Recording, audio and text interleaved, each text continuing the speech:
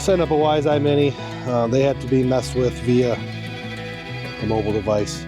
No screen on them, but one of our best mineral licks, if not our best, every year.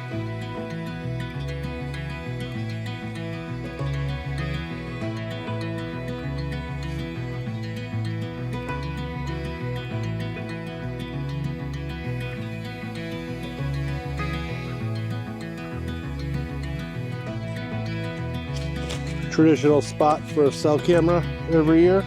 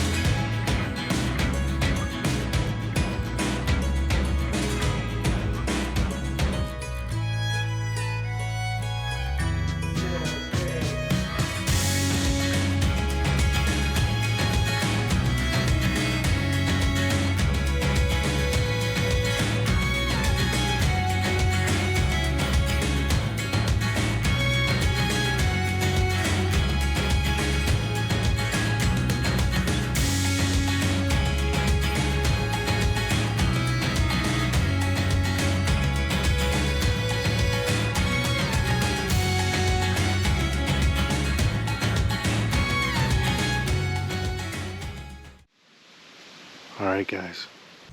Welcome to the Deer Shop Podcast, presented by Siman Brothers Outdoors and the Leaky John Boat Company. He went and watched a movie that has a $200 million production budget, and then the next thing he watched was our video on YouTube that has a $0 production budget. This is the first buck I've shot in over 10 years. Your track job was the first fun track job. That kind of like, I think part of my life was influenced by that night. Then you miss him 3 times with a rifle at 70 yards on video for the whole world to see. Yeah, that's what Caleb did. 5 years ago, we couldn't shoot a deer at 100 yards with a slug gun. Now you're shooting turkeys at 100 yards with a shotgun. Joey takes the shop is closing up. Make sure he takes all his right antlers. You can't leave anything. All right, guys. Deer Shop Podcast, episode 99. Me and Ethan in the Deer Shop. It's hot. It's hot muggy. as shit. It's I'm funny. sweating. It's funny because in the last month worth of podcasts we've done, we always open it up with the weather's been shitty. It's cold. It's nasty outside. Everything's miserable. Well, guess what? That's changed. Yeah, it's 90 degrees, 100% humidity. Oh yeah, it is so hot right On the positive, everything is growing. Oh yeah, Booming. Things are booming. You can hear the corn growing from here where we're sitting. We've been busier than hell, guys. We haven't done a ton in the woods this last couple weeks. We also don't know if we're going to have a podcast for next week. I'm working on some stuff. Isaac gets married in 6 days. Between now and then, it's just full-blown wedding. We're going to try to get a podcast in because it'll be podcast 100. So our next one that we record is going to be episode 100 for the Deer Shop Podcast. So we want to do something kind of special or at least kind of entertaining. We don't want to do just a regular status quo filler type episode. We need to make something big of it. But it's going to be hard to find the time. Because we have no time. Yeah, I'm just finishing up my bathroom. It might actually be mostly like 99% finished today. So that's cool. Like I said, Isaac's wedding, 6 days. We got just a lot going on with that. So bear with us if there is not a new podcast next week. There should be, hopefully, but I'm not going to rush something for the sake of rushing something. When it's a big milestone, episode 100 is a big deal. So whenever it does come out, it should be a good one. I got some ideas up my sleeve for recording this week, so I'll have to run them by you, Ethan. Sounds good. All our food plots are done. I think we briefly touched on that last week in the podcast, but our food plotting for the spring and summer is 100% completely done. We're not going to touch anything until fall at this point.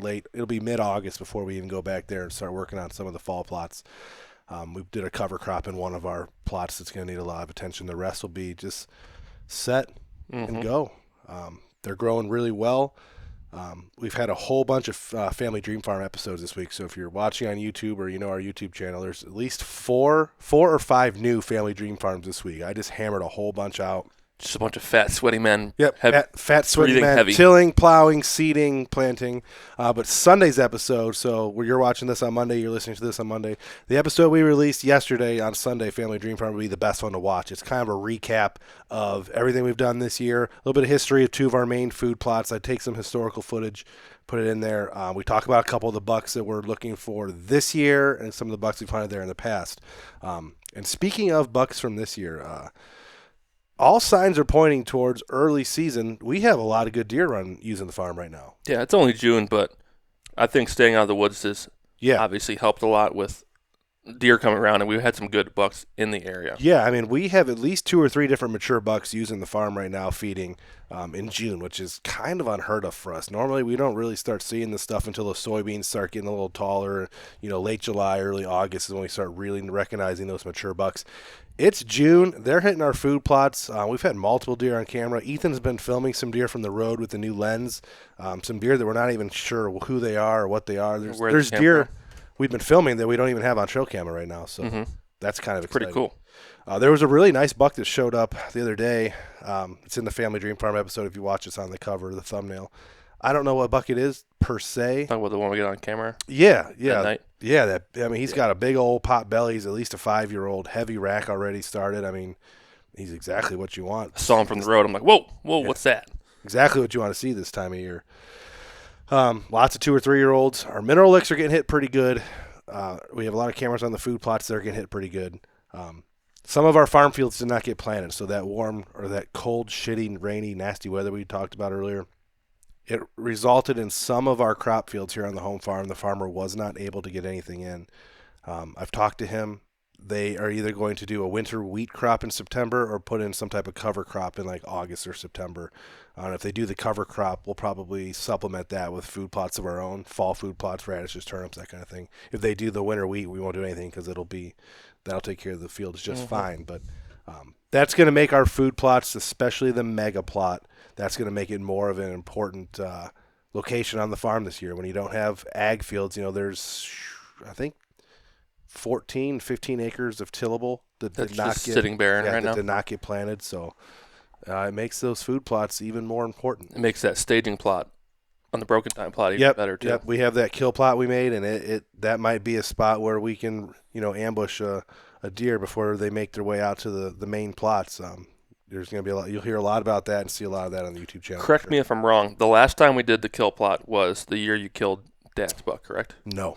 The last year I did a kill plot there was probably, I want to say 2018. Oh, okay. I mean, it's been since then. It's been a while. Yeah, 2018, I believe, looking back. So it was before I killed Traveler, Massey, Dad's buck. And it's last just time been we did that. sitting It was there. back when Senior and Hook were dominating the farm. Gotcha. That's when we had the last time we planted a kill plot there. So it's been a long time. So we'll see if it makes any difference come season. We'll be able to tell. Ethan, you just got back from Kentucky. Yeah, it's hotter down there than it was up here. Yeah, I mean, it's the South. Once you get down to where you're at, I mean, it's technically the South. Yeah, it was hot. Beans never got harvested, so there's still standing beans in all the fields. There's probably 13 acres of fields right there. So there's standing beans in the fields, and they drilled more beans in? I don't think they drilled. I think they just sprouted from the dead beans. So and last year on this Kentucky farm, if you watch the Deer Camp if you watch the last 2 seasons of Deer Camp Chronicles, the first couple episodes take place in Kentucky, and we actually have 3 episodes where we've been down there now. The beans were beautiful the last 2 years, but I don't know why. My first year down there, they were huge. Last year was my second year, and they're okay. They're just beans. But they're weed-free and thick soybeans. Yeah. I mean, they weren't bad. And then this year, there's nothing planted. The old man that I've become friends with is kind of pissed about it. He's like, there's, huge fields that are just sitting wasted right now. Yeah. I don't know. No one wants to plant them. It's kind of weird. We're in the same situation down at the Gore Camp in Washington County. We finally got a farmer after 4 or 5 years of hunting that property and having 3 different farmers. There's finally a farmer that's putting in the time, but it took 5 years to find him, 4 or 5 years to find him. And then up here, for up here, it wasn't any fault of the farmer. Just the weather was so bad that, we were having a hard time getting our crops in. So it's an interesting situation how that many acres of soybeans can just go unharvested, rotting in the woods. But it is what it is. And then plant nothing this year. Is there a lot coming up? It's here. The weeds are still super tall, so there's kind of undergrowth right now. Nothing was sprayed though. See, that's going to be an issue. If nothing's been sprayed, then those weeds. Not that I know of. I could be completely wrong. I could be wrong about all of this. I have no idea. The old man, hasn't been down to his property yet because of health reasons, and he hasn't talked to the farmer about it either. Copy. We might have to start going through the daughter for some of this stuff, huh? Mm-hmm. But Ethan, the point of this podcast, I guess I didn't say it in the intro, but we're talking about WiseEye cameras today, 1 year of WiseEye, and we're going to get to that in a little bit. We got a couple more things to clean up before we get to the main bulk of our podcast. We've been using those WiseEye cell cameras for a year now, but Ethan took a bunch down there. Set up 2? Yep, 2 WiseEyes and a bunch of non-cells on some private and public. There's some public nearby where I hunt, and I went over there and found some pretty good trails and acorns and put some cameras on that, so it should be pretty fun to check those when we go back down in August. Yeah, we're going to go down. Are we going down before or after we go to the beach? I think we're going to have to go before because you can start baiting August 1st. Okay. So we're going to have to go down before, get all that set up. We could probably get our stand set up that trip too. Put down the first initial thing of corn, and then... Are we going to do feeders? Are we going to do piles? I haven't decided yet. We haven't figured out what we're going to do yet. We'll have to think on that. Yeah. Got a couple months. We'll get to the WiseEye cameras here in just a minute, but we got to talk about some things that have been taking the internet by storm. This government land grab right now, if you're on, especially if you're on Instagram or Facebook, this government land grab, Senator Mike Lee, Utah, is just dominating the Sportsman's headlines for a good reason. They are proposing to sell, I don't know what the number is that they're actually going to sell, trying to sell right now, somewhere around the 2 million mark, but the available land that could be picked for that is 200 and some million acres. And all the Sportsman's group at this, anyone related to the outdoors for the most part at this point is, obviously battling this. I've seen some podcasts where, the people are calling in the phone number for Mike Lee and leaving voicemails while podcasting. We're not going to do that today, but the number to call, if you're listening, you're in your car right now, you get your phone out or you got your computer, you got a piece of paper, call the number 202-224-3121. That's 202-224-3121. That's the number to leave a voicemail. That's Mike Lee's office, I believe. He's a senator from Utah that's pushing this land sale. The internet sleuthers have been in full force trying to figure out anything they can on this guy.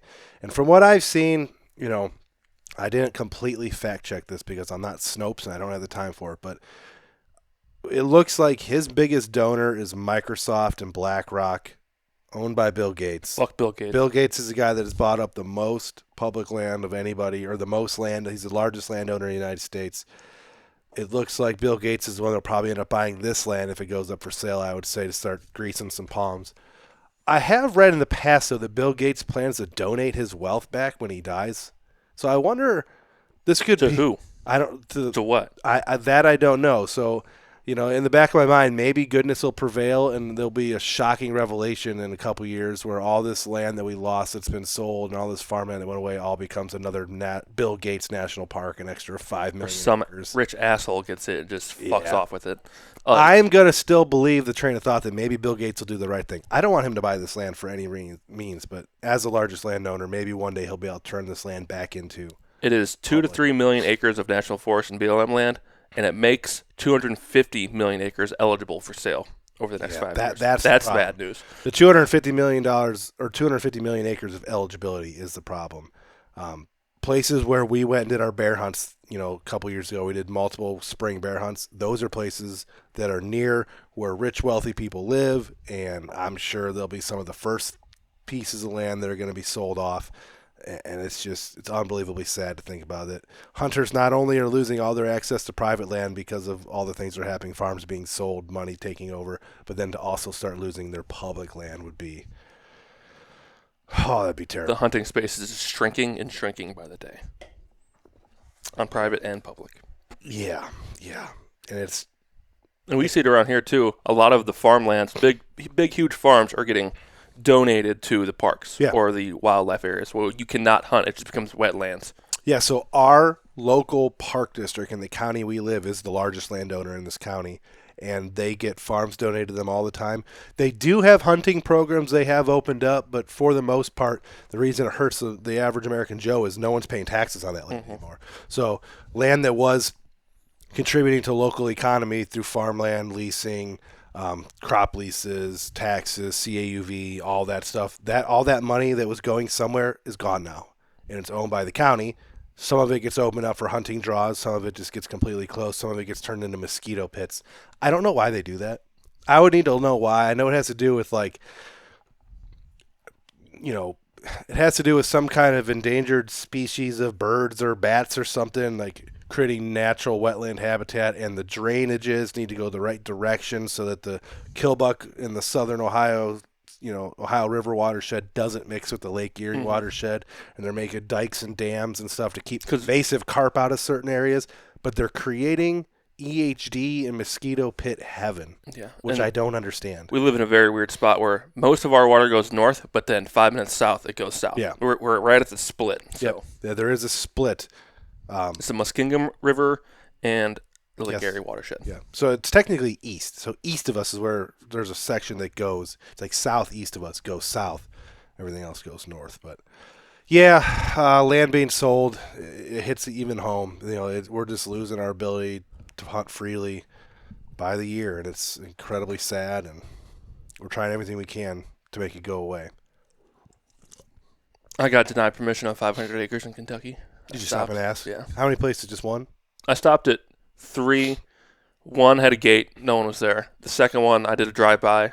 Someone was pulling in, and I followed him in, and I got halfway down, and I saw a huge trailer with huge whitetail antlers on it. So I turned around. I didn't even go ask. Probably being leased. Yeah. Like Whitetail have an outfitter. Probably. I bet. Guarantee it. And then the one. Fucking losers. The gentleman's like, I can't even hunt it. It's up for grabs right now in the court, so I can't even hunt it. It was 500 acres of beautiful mountainside with beans and ravines and everything. Damn. Yeah. That'd be nice. I mean, the property we have is good. It is. I'm excited. We're very blessed to. We are very blessed to have the property that we do in Kentucky, thanks to you. But yeah, the last bit of controversy before we get into the WiseEye cell cameras, scraping the internet this week. And some people might care about this, some people might not. But there is a deer. It's been talked about on social media for a little while here and there, called the General. Pretty famous deer. It's a set of sheds found in Nebraska in 1959 by a farmer without a spread. I've seen 3 different scores, so take that for what it's worth. I don't know, Boone and Crockett, North American Shed Club, whoever has scored it, but I've seen 210, 207, and 197 inches without a spread. So I believe that the correct score is 207 and 5/8. The left antler is 104, the right antler is 103, without a spread, typical antlers. It's been featured in Whitetail Cribs and some other episodes as just the biggest set of typical sheds ever found. If they were attached to a deer's head with a normal spread attached, it would be the world record. It probably would beat the Hansen buck easily, and it would be the #1 deer of all time. It recently sold. The set of sheds recently sold from an antler collector to a private buyer for over $1 million. And after it sold, Cody Idle, who is, I don't know much about him. He's from Montana. I think his dad was Dick Idle. I think they did some sculptures for Cabela's. He was on Hunter not too long ago. I'm sure he probably has been. He's a deer antler collector, connoisseur. His dad was a famous deer antler collector, connoisseur. A little bit of the older crowd might know more about the Idle family than we do, us younger guys. But he found some pictures somewhere in an estate or in his collection of stuff. I don't know. Maybe he was trying to gather some details to do a story on the General Shed, and he came across some pictures of the farmer who found the buck's antlers in 1959, and it had kicker points on the G3s, and there was another one maybe on the brow or somewhere else. There's 2 or 3 kicker points that appeared in the photos that are not on the final set of antlers. So it's been proven definitively, as much as they can, been proven that someone altered these antlers sometime between when they were found and when they were added to and scored by all the Boone and Crockett Club or whoever does the North American Shed Antler. Whoever does the Shed Antler record books measured them post being altered. So someone shaved off 2, 3 to 4 to 5 to 6 inches of kickers to make the typical score better. It would add to the gross score. But it would take away from the net score for typical because of the rules of Boone and Crockett and stuff. And we're not going to go down that rabbit hole because everyone has their opinions on it. But the big news about this is, and people are saying, who cares? It's a set of sheds. It's only 6 inches, 207 inches minus 6. It's still 201 without a spread. It still would have been the world record, which is all true. But any antler that's altered cannot be entered in any of the major big game record scoring. So Pope and Young, Boone and Crockett, Buckmasters, North American Shed Hunters Club, all these different clubs, they do not allow altered antlers to be scored. So this would disqualify the General as the largest set of typical sheds ever found. They would now be disqualified. And even though he's a great buck, obviously, he probably would still, even with the deductions, he might still be the all-time world record in size, shed-wise. Even with them, the fact that they were altered means that they're disqualified, and they never will technically be in the record books as the world record. Were they ever in the record books? Yeah, they were the all-time number one shed. They're getting crossed out right now? Yeah, now they're getting crossed out. How legit are those photos? I mean, they're like Polaroids from 1959, And the funny part to me I've noticed is, like, the antlers look different than... So, like, the antler shapes are the same. I can see them, but the photos from 1959 don't do them any justice. The spread is smaller. They're held closer together. They're all bleached white. The antlers, and whenever you see the General, and it's on a mount, so someone mounted the sheds, they got about a 30-inch spread, and their antlers have been polished and recolored to give them back all the stuff that they were on the deer's head, per se. And I'm not a fan of it. After seeing the photos of what they really look like when they were found and the photos of the way the mount is, I feel like personally, and unless you care about world record bucks and stuff, which a lot of you don't, this doesn't fucking matter. But I feel like there's been some deception here. They painted these antlers up and fixed them and put them on a mount to give them a crazy big spread when it's not known any of those things. They've been altered, they've been painted, and they were given a spread that was guesstimated. I feel like there's a lot of deception there. A lot of deception. Yeah. So these sheds were found in what, 1959? And then when were they put into the record book? I want to say in the 80s or 90s, so there was maybe? 20-odd years there where they could have been sat altered. in a farmer's house on a mantle or something. And then someone same bought as them. the hole in the horn, same as all these famous deer. They just sat somewhere because the guy who had them didn't even have a clue what he had. Who knows who's the first person to buy them? Who was the first guy to holy shit, look at that. Well, if you read through the social media posts, there is a group of antler collectors that pretty much know every large set of antlers. It's a niche community, obviously. So there's certain names of people that have been involved in this community forever, since antlers started becoming a thing. Like the writers of North American Whitetail, I think his name's Larry. There's a couple other guys. 1980s is when this all became a craze. These guys know every set of world record size antlers. They've all held them. They've all been on the scoring panels. They're probably on all the scoring panels. So there's been some chatter I saw online that whoever it is that made the alterations, it's a short list of people, and they know who it is. They know who it is, but they probably can't prove it, and he may or may not be dead or like elderly, and they don't want to start slandering people. But a lot of people are just disappointed because all of a sudden these guys that they have been lying to them for years or knew a secret and didn't say anything for years. So imagine being that number 6 on the list, though. Like you're number 6 behind the General. General's first, and there's there's 4 bucks behind you. Yep. And then General gets knocked off, and then boom, you're top 5. That'd be a pretty cool feeling. Yeah, I mean, it helps you. It's not going to help you with your exposure to anything, but you're top 5 now. Yeah, it's going to move you up the list. And I know a lot of people probably don't care about shed antlers, and there probably is still a world record somewhere in someone's basement. Every year, someone, there was that story last year where a guy in Iowa found a set of antlers that his dad shot from a photo, and it ended up being the state record, typical. And a lot of people were critical of that because there's no way of vetting the stories. Yes, these antlers exist. Yes, there's a photo from the 1980s of a guy with them. No one knows how he killed it, where he killed it, if it was high. High fence probably wasn't a thing back then, but was he spotlight? We're not saying the guy did that, but when it's been 40 to 50 years since the deer was killed, it's kind of hard to legally, it's kind of hard to enforce that, yes, Bob Joe killed this buck from this tree stand. The possibilities are endless of the stories of that deer. Right. It follows a long line of controversy with the world record typical. So this buck would have never been the world record typical because it was a set of sheds. And also, I read on a rumor that the farmer found another set of sheds the same year that were either the bucks from the year previous or another buck that was running around that was just as big, but he only found one. So apparently there might have been 2 bucks running around that Nebraska area at the time that were world record size typicals or could have been world records. But that's a wives' tale. You know, you don't know for sure. But the world record typical whitetail is the holy grail of them all. Everyone knows that's been involved with deer hunting by any capacity that Milo Hansen, 1992 or 3, I believe it was, Saskatchewan deer drive, 213 and change, 7x7 typical. It's been the number 1 buck. It took over the Jordan buck, which was killed, I believe, in the 50s in Wisconsin. It's been the number 1 buck since 92, 93, that time frame. Biggest fucking deer of all time, greatest typical ever. A lot of challengers have come close, and every single one of them has either been disqualified, you know, agreed upon as a fake, or Shared or falls just short. Yeah, the Johnny King buck is the famous one, I believe. I hope I get my facts right off the top of my head. He was a deer that was threatening the all-time score. Boone and Crockett, you know, ended up ruling via a panel that had a shared base, which knocked the net typical score down like 30 inches, and he ended up not even being in the top 20 of all time. But if that point wasn't considered a shared base, he would have possibly been the world record.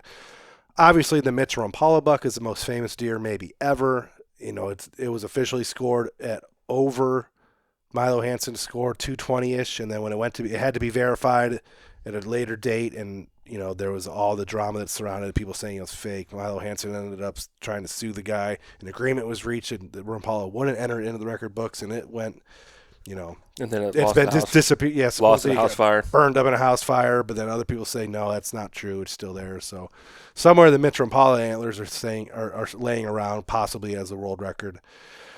C.J. Alexander came along, possibly as, you know, in between that state of Ohio record and world record size, and then obviously that ended up being poached and all the controversy. Who's that dude from Illinois that killed that one with the crossbow? What's his Huff, the Huff buck. Huff buck. He was 2 inches short. He ended up scoring, his buck netted 211 and some change. It's the number 2 all time. Biggest typical in United US, States. Yep. US. Because it beat the Jordan buck. I believe the Jordan buck was like 210, somewhere around there. Because 208.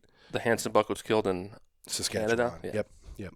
The Huff buck, we've seen it in person. We've seen Huff. We've never really talked to him. He's been at some shows we've been at. It's an incredible deer, obviously. It's like the perfect whitetail, just a gigantic 10-point. I'd poo myself. I saw it. Absolutely perfect, heavy 10 that scores 211 inches. I remember when he killed it, there was some controversy, and then like as time has gone on, I've seen more and more people say, like, and I'm not accusing Huff of anything. I don't know the gentleman, and I've read his story, and I have no way of refuting this. But there's always, whenever the Huff buck gets posted on like the Indiana forums or whatever, there's always a little bit of controversy. There's always some people that chime in saying, I know for a fact that buck was living 10 miles away. There's no way that he killed that buck where he did. My cousin or I had pictures of that deer the night before, X amount of miles away. We know the deer can travel, especially in farm country, so there's no saying. And 10 miles is not, it wouldn't be the first buck to travel 10 miles in a day. He killed it with a crossbow on his buddy's permission piece. He didn't know the buck was there, correct? That's the story? I remember. Yeah, he killed it in a thicket. It came through. I think he kind of knew about the deer, but he didn't know that he was going to have an opportunity where he was, kind of thing. Because he wasn't that big of a hunter, correct? No, so that just happens to be the way, you know, when all these record book deer, besides the Rumpala deer, when all these record type bucks deer get killed, I mean, Milo Hansen was doing deer drives. You know, the Huff buck, he was a hunter, but he wasn't like crazy gung-ho. He's not out there filming, running podcasts and all that stuff. There was a kid who shot that buck in Illinois, the Brewster buck, 327-inch non-typical with the one side. It's like insane. Yeah. It's the biggest hunter-killed buck of all time, I believe.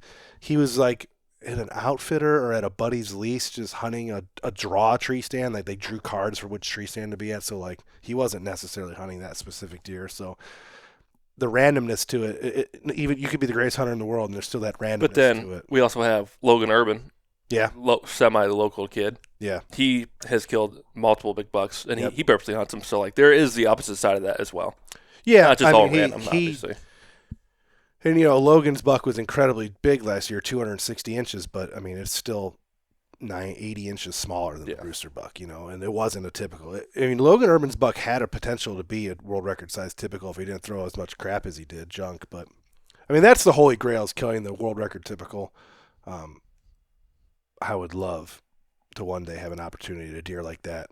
I'm cool with a 140. Yeah, right. If I shoot a 137 this year on October 28th, I'll be fucking at the moon. But one day, just to have a crack at a world record size typical, a 200-inch typical, crack at one of those would be, Yeah. I think it'd be too much pressure for one. I mean, if you knew of a 200-inch typical, where he lived, and the fact that he might step out while you're hunting, that's a lot of pressure. You're going to pass a lot of deer. Yeah. You know what I mean? There's going to be a lot of pressure there. We go through these crazy lengths. Like right now, we're going through crazy lengths just to kill 130s, 140s, maybe an outside shot at a 150. We'd be incredibly happy. Like a world record size buck. For one, it would ruin The area. There's the positives and the negatives. If we would kill a world record size buck on our home farm, it would just fucking. How many people would touch our property? 18. Yeah, there'd be 18 hunters every night on those little slivers of property. I was thinking about this. If you include the permission we have around our farm, it makes that number go from 18 to like 30. Yeah, it's disgusting. Yeah, it's disgusting. But it would be cool. Everyone, it'd be. It's not like I'm going to pass that deer for the hopes that the hunting forever is better. You get a shot at deer like that. Apparently our buddies born again Matt. He was hunting honey, which was a 180 to 200 inch typical supposedly. So he went through that pressure a little bit, and obviously hasn't killed the deer yet. He said on his last podcast that it was living in my backyard. So people are going to try hunting my 2 acres now that I live. Yep. But yeah, that's the rumors and the latest drama about the general. It's interesting to me. I know it's probably not as interesting to a lot of our audience, but just as a deer historian and all that, it is very interesting that these great bucks just keep falling and falling and falling. It's sad in a way as well. I'm just checking the weather forecast to make sure it's not raining right now. Hope it's sunny. Okay. It looked a little hazy from the window, and I left my wife's windows down on the car. It's gonna be sunny and hot all day. Yep. All right, guys. Main topic. Thank you for waiting until we got to this point. We do enjoy our banner to begin these podcasts, so it's just part of the deal. But today's main topic is WiseEye cell cameras. We did a podcast last fall after running them for a couple months on why we switched from Tacticam and Spartan to WiseEye. So you want to check that podcast out. It has a lot of information in it. But we went to full WiseEye cell cameras about a year ago now. It was, I think, July maybe. I can't remember exactly when it was. June, July-ish time frame. We started running the WiseEye. We were pressured into it by the Born Again guys. Once again, I'll mention them for a second time. They were running them for a couple years prior to us running them. It's a smaller company, starting to get some traction in the industry, but we had been running Spartan and Tacticam and Moultrie a little bit for the last 3 or 4 years before that, and we had positives and negatives about all of them, but I wanted to consolidate all of our stuff to one cell camera company, not multiple plans, not multiple bills, not multiple models, not multiple firmwares. I wanted to go to one company. And we decided to buy, it was like 8 at the time, or no, we started with 12. We had to have 12 to get the ranch one. So we started with 12 cameras. And we pieced together, we had some Mini 2s, we had DC1, some DC2s, some smart cams. Yep. So we took a stab at it last fall just to try out. We actually started with smart cams and Mini 1s, and I think a few data cams. I think they were Mini 2s. We had, so Spaniels are all Mini 1s. So Spaniels are the original Mini cams. We have like 3 or 4 of those. We got the Mini 2s that Ethan's showing right here. He's setting it up on his phone right now. We've got almost primarily Mini 2s. These cameras are awesome. They're the cheapest ones that they make, but they do everything that we want them to do. The nice part is this cheaper camera doesn't have, just because it's the cheaper model, the video and picture quality is still pretty much the same. There's not a drop-off in quality because of the cheaper model. It just doesn't have a screen. You got to use it on your phone. We'll talk about that in a minute. But, yeah, we started with the old smart cams, which are discontinued. And they're right here on the table, actually. So if you want to buy them, I have 4 of these for sale. I still haven't sold them. So if anyone wants to buy these, the reason I'm selling those, we actually ran them in West Virginia last year and in Southern Ohio. They got service in those areas. They're dual antennas. They did great. You can't update the firmware and the time and the date and all that stuff from a remote app. You had to go in and change all the dates and times and stuff on the actual camera itself just because of the older firmware. So when we were running them in faraway places, when the time changes is what happened in the spring and the fall, turkey season and deer season, the cameras would be an hour off and they'd send the pictures an hour later than they were. So you'd have to go in the app and filter it to see what was showing up on those cameras. So they would actually send the picture from an hour earlier and it would be buried in your queue an hour past. So in order to see them fresh, you'd have to filter it. It just kind of got annoying. They do work just fine. They take great pictures. You can take a 5-second video sent to your phone. They work great. They just got kind of annoying for that purpose. So if you're a local guy who is able to get your cameras on a twice-a-year basis, these cameras will work just fine for you. And I'm selling them for like $40 or $50. You make me an offer on these, and I'll sell them to you. We have 4 of them, correct? Four of them. For yeah, if you're running 4 cameras, the date and thing wouldn't matter. The hour change would not matter because you have those 4 cameras, and they are all set at the same time. Mm-hmm. We are also running the original data cam, the original mini cam, which we still have some of those out, and then the mini cam 2 we've been buying a lot of lately. It did take me a while. I know on my last podcast I talked about how, from last fall, I didn't like the app a lot. So Tacticam, I believe, had the best app on the market. Then we were using Spartan's app. I never used Moultrie's app. Ethan did. I couldn't tell you whether he liked it or not. It was okay. It was just an app. But Tacticam had a really good app they were used to using, and Spartan had a really good app they were used to using. I liked how Spartan, the Tacticam app, put every picture, no matter what camera you got it from, first in your queue. So you just scroll through all the pictures and they were there. The Spartan app divided up individual lines by camera. So you would have all your cameras listed with the newest picture to the left. You click on, you can scroll through the newest pictures on that camera. WiseEye is more like the Tacticam app where all the latest pictures show right to the feed. Then you can go down and break it down how, by location, by farm, by camera, by group. You can put the cameras in groups. You can do all that crazy stuff. It took a while for me to get used to that app. Now that I'm used to it, I have no problem with it at all. Just user interface is the only thing. Yep. So it took me a while to get used to it, but now that I am used to it, pretty much love the app. It works great. I'm going to give you the main reason we switched, which was cost. Cost was the main reason. The cost of cameras on top of the monthly plan, on top of the data we're being used. If we're going to be running a lot of cell cameras, we don't want to spend a lot of money. Tacticam was roughly $12 to $13 per camera for the year, I believe, for unlimited pictures. Spartan had weird different ways to break it down. You can buy credits, you can buy months, you can buy subscriptions. There was a bunch of different ways to do it.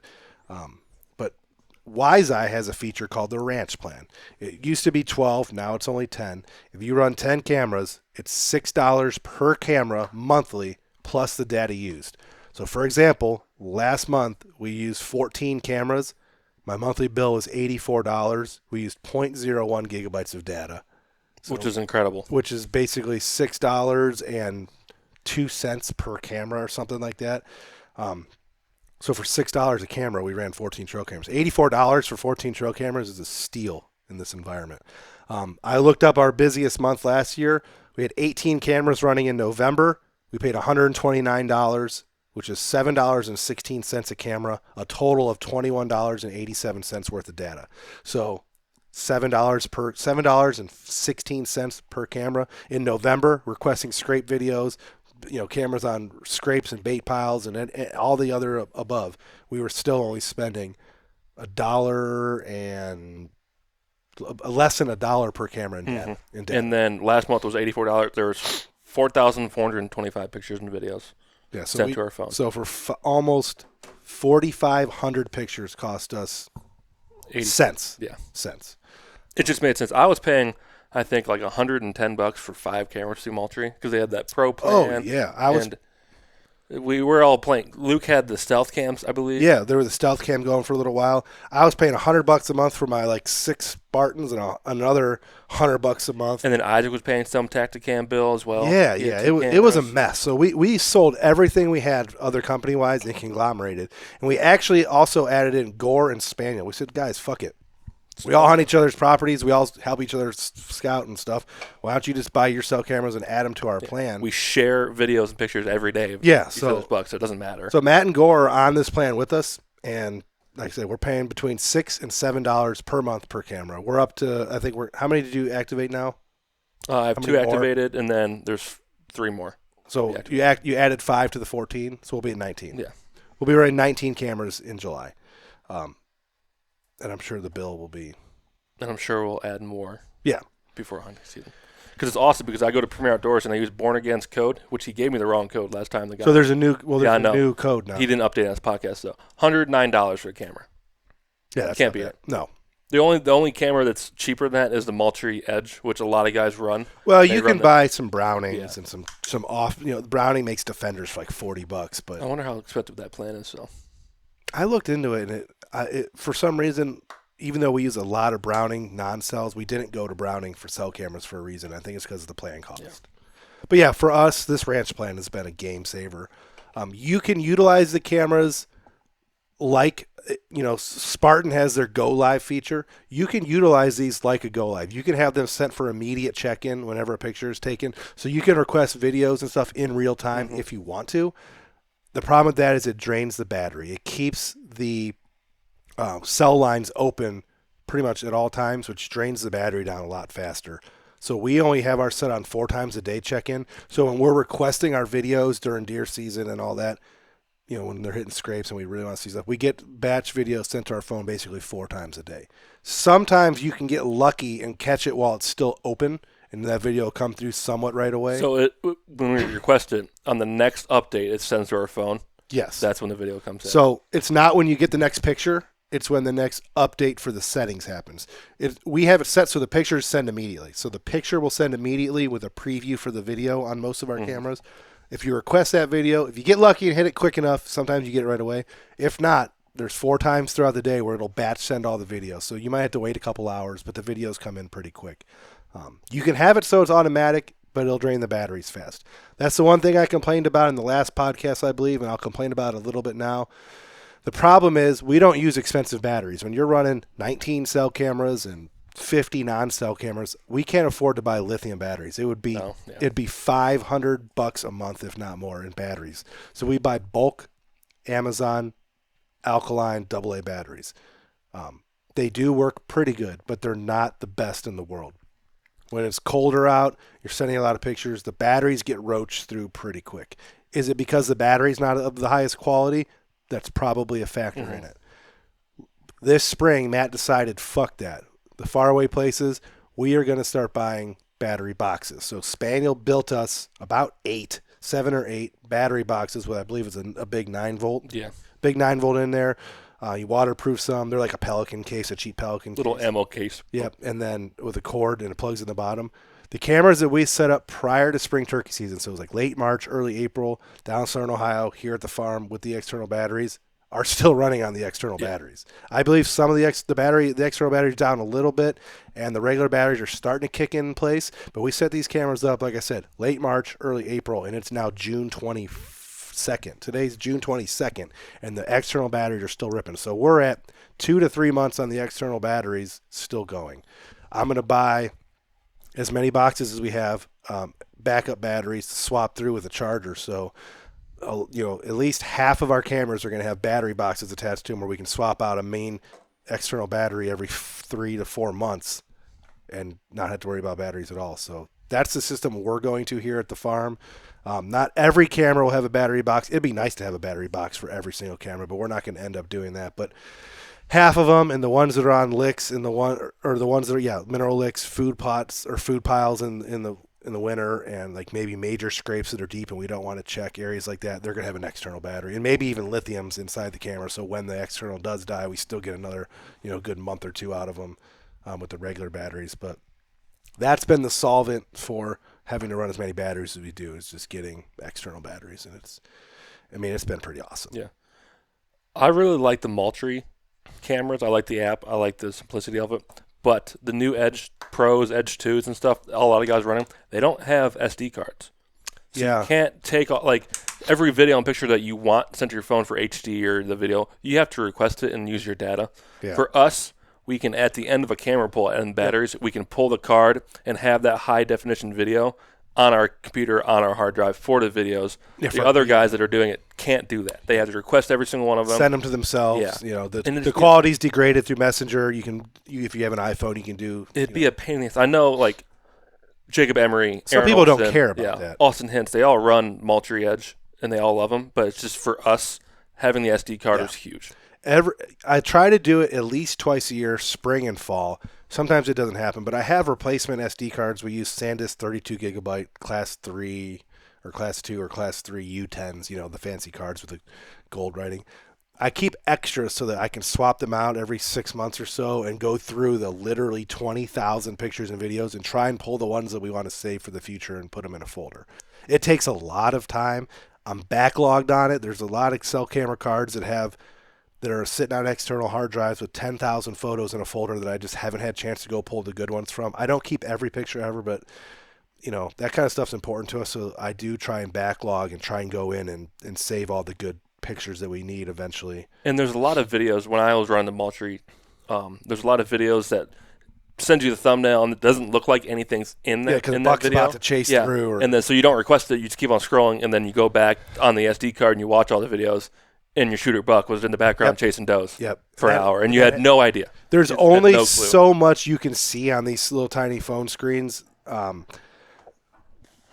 that show you what's happening. Even if you're trying to request every video, it's hard to zoom in. Like, you're going to miss things, or even sound sometimes. You start watching these videos on the computer and you hear a buck grunting and then a flash of antlers in the far background that you just wouldn't have noticed on your phone randomly. Because that not high-def image thumbnail that you just like, oh, nothing, boom, boom. It's just the wind moving a branch. In the grand scheme of things, does it really matter? No. But I do remember specifically there was a couple times where we're like, I think that might be bird's nest in the back. That's exactly what it's the exact buck I was talking about. And then you check you get the video, and it's like, oh yeah, bird's nest did come through right after that doe. And we were sitting in the shop during it, going to Indiana that morning. Yep. I talked about that.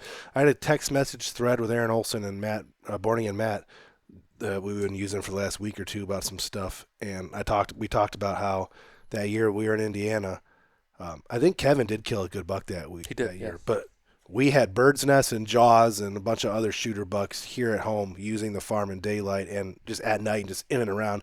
And Matt had that 207-inch giant. Remember that Velvet 207 that he had at his farm, at one of his permission pieces, also daylighting at home, and we're stuck in Indiana.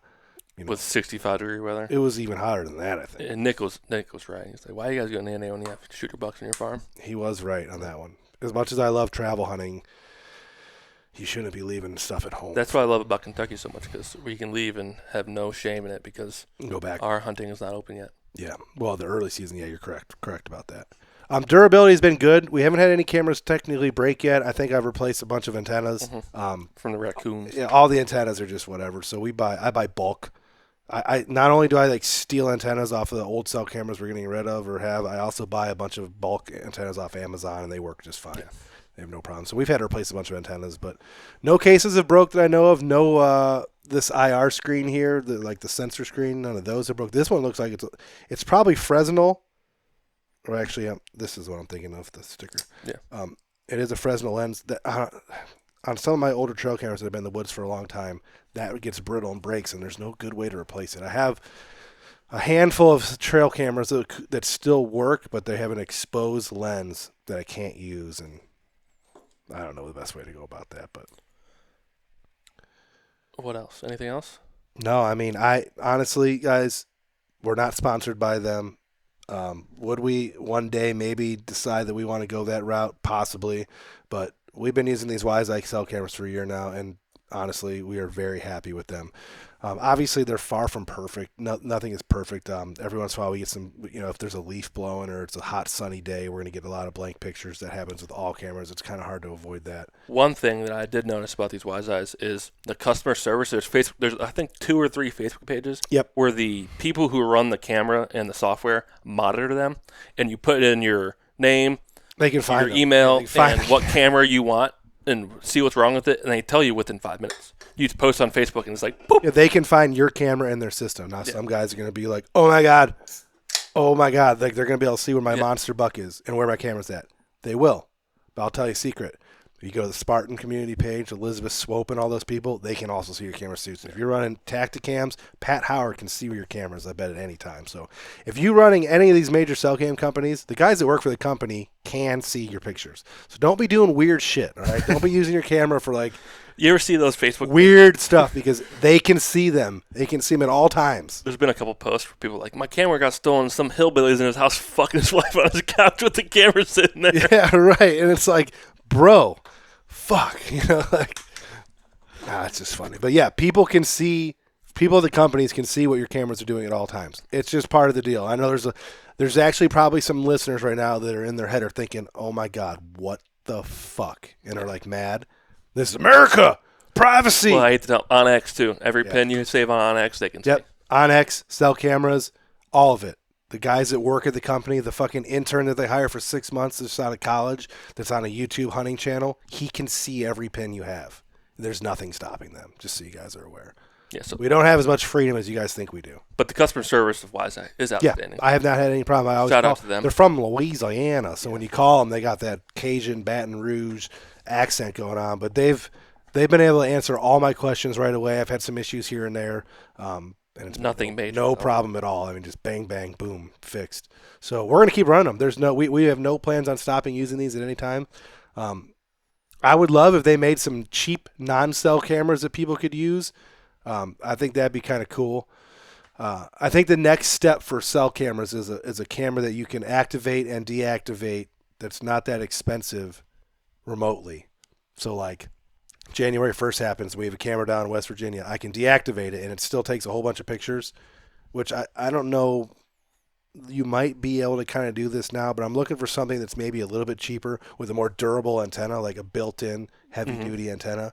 Might not give you the best signal quality in the worst places, but I want a cheaper camera, 60 to 70, 80 bucks that I can buy a whole bunch of, put them out, and just activate them when I want remotely, only pay for the months that I want without having to go out there, update the firmware, and turn them on and turn on the cell signal. It'd be cool if they could find a way to remotely start doing this so we could bury cameras places and have them just take regular pictures without sending certain times a year. And then when I want them to start sending, click in and have them start sending. That would be a feature that I'm looking forward to. And I would like to see a white flash. I would like to see these guys go to a white flash camera. There's some situations where the white flash camera would be important and would work out for us, especially for us trail camera nerds that love doing that kind of thing. But that's about all we got for this week's podcast. Thanks for sticking with us from our banter in the beginning there and then the WiseEye stuff. If you have any questions, feel free to reach out.